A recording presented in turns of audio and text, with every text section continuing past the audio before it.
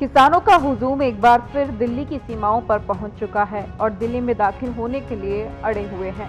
किसानों और पुलिस के बीच नए सिरे से संघर्ष शुरू हो गया है। बीजेपी सरकार के खिलाफ किसानों के आंदोलन पर कांग्रेस नेतृत्व की भी नजर बनी हुई है।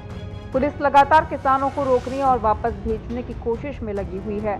रबर बुलेट, आंसू गैस के गोले छोड़े जा रहे हैं। हालात बेकाबू होते नजर आ रहे हैं। ऐसे में किसानों के सपोर्ट में कांग्रेस नेता राहुल गांधी ने सोशल मीडिया साइट के जरिए समर्थन तो जताया है। न्यूनतम समर्थन मूल्य यानी एमएसपी को लेकर कांग्रेस की गारंटी की भी घोषणा की है। भारत जोड़ो न्याय यात्रा पर निकले राहुल गांधी का दावा है, न्याय के पथ पर ये कांग्रेस की पहली गारंटी है।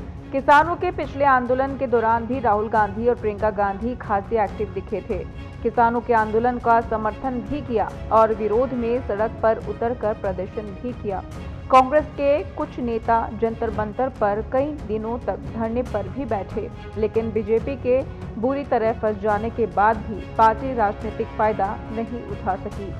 संयुक्त किसान मोर्चा ने इसी बीच प्रधानमंत्री नरेंद्र मोदी के नाम चिट्ठी भी लिखी है, जिसमें अपनी मांगे दोहराने के साथ केंद्र की बीजेपी सरकार को उनके मसले सुलझाने में नाकाम बताया है और 16 को प्रस्तावित किसानों के क्षेत्र को लेकर आगाह भी किया है, जिसमें अपनी मांगे दोहराने के साथ केंद्र की बीजेपी सरकार को उनके मसले सुलझाने में नाकाम बताया।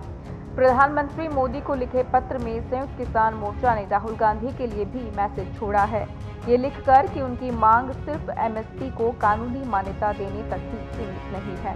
जहां कहीं भी बीजेपी परेशान हो, कांग्रेस के लिए मौका ही मौका होता है।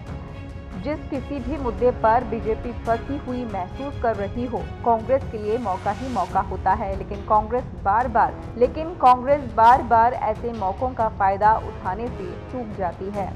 ऐसे में किसी भी मुद्दे को सपोर्ट करके या अपनी तरफ से कोई पहल भर करके उसका राजनीतिक फायदा नहीं उठाया जा सकता।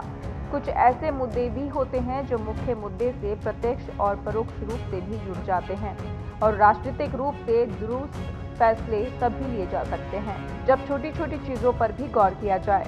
अब इससे बड़ी मुश्किल क्या होगी कि देश की एक मजबूत सरकार को और उसके बेहद सख्त प्रधानमंत्री को किसानों के दबाव में अपने ही लाए कानून वापस लेने को मजबूर होना पड़े। प्रधानमंत्री को लोगों के बीच पहुंचकर ये बोलना पड़े कि तपस्या में ही कोई कमी रह गई। अपनी कृषि नीति के मामले में बीजेपी को ये कदम तब पीछे खींचने पड़े थे जब सिर पर यूपी सहित 5 राज्यों की विधानसभाओं के चुनाव आ खड़े थे और करीब करीब वैसे ही माहौल की शुरुआत एक बार फिर बन गई है जब 2024 के लोकसभा चुनाव का टाइम नजदीक आ गया है।